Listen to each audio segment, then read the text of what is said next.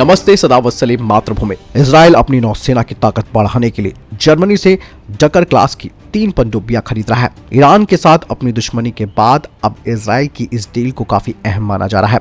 इन पनडुब्बियों का निर्माण जर्मनी की थीसेनक्रुप मरीन सिस्टम कर रही है। डकार क्लास की ये पनडुब्बियां पूरी तरह से नए डिजाइन पर आधारित हैं। और अगर वर्तमान की बात करें तो इजरायली नौसेना में डॉल्फिन क्लास की 5 पनडुब्बियां भी शामिल है। इन पनडुब्बियों का निर्माण भी जर्मनी की एक कंपनी ने किया है। इजराइल के साथ सौदा होने के बाद जर्मनी की थीसेनक्रुप मरीन सिस्टम ने डकार क्लास की पनडुब्बियों की कंप्यूटर से बनाई गई तस्वीरें भी जारी की है, जिसके बाद ये कहा जा रहा है कि डकार क्लास की इन पनडुब्बियों में वर्टिकल लॉन्चिंग सिस्टम भी होगा। पारंपरिक रूप से संचालित पनडुब्बियों में वीएलएस सिस्टम का होना दुर्लभ माना जाता है। इसे इजरायली नौसेना के लिए बड़ा डेवलपमेंट बताया जा रहा है, जो दुश्मन के खिलाफ बड़ी मारक क्षमता भी प्रदान करेगा। डकार क्लास की 3 पनडुब्बियां इजरायली नौसेना की 3 डॉल्फिन क्लास की पनडुब्बियों के पहले बैच की जगह लेंगी। इन पनडुब्बियों को 1999 और 2000 के बीच कमीशन किया गया था। हालांकि अभी ये बात साफ नहीं है कि इजराइल अपनी पुरानी पनडुब्बियों को डिकमीशन करेगा या फिर उनका इस्तेमाल जारी रखेगा। इजराइल की डॉल्फिन 1 और डॉल्फिन 2 क्लास की पनडुब्बियां पहले से ही टॉर्पीडो और क्रूज मिसाइलों से लैस हैं, लेकिन उन्हें टॉर्पीडो ट्यूब के जरिए फायर किया जाता है।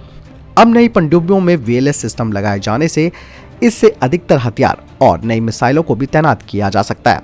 इजराइल की पनडुब्बियां दुनिया की दूसरी सबसे आधुनिक एआईपी तकनीक से भी लैस है। पहले नंबर पर दक्षिण कोरिया की KSS-3 क्लास की पनडुब्बी है, जिसे हाल ही में कमीशन किया गया है। और भारत के P-75I प्रोजेक्ट में भी दक्षिण कोरिया ने अपनी KSS-3 क्लास की पनडुब्बी को भी शामिल किया है। आपको बता दें कि वर्टिकल लॉन्चिंग सिस्टम मिसाइलों को फायर करने की एक प्रणाली है। इस सिस्टम के लगने से मिसाइल पनडुब्बी के ऊपरी हिस्से से सीधे लॉन्च होंगी। सामान्यतः इस सिस्टम का इस्तेमाल पनडुब्बी से बैलिस्टिक मिसाइलों को लॉन्च करने के लिए किया जाता है। इजराइल के पास पहले से ही कई मिसाइलें भी मौजूद हैं, जिनका निर्माण वो खुद से करता है। इजराइल एक परमाणु संपन्न देश भी है, लेकिन उसके परमाणु हथियारों के विकास का कार्यक्रम काफी गुप्त रहा है।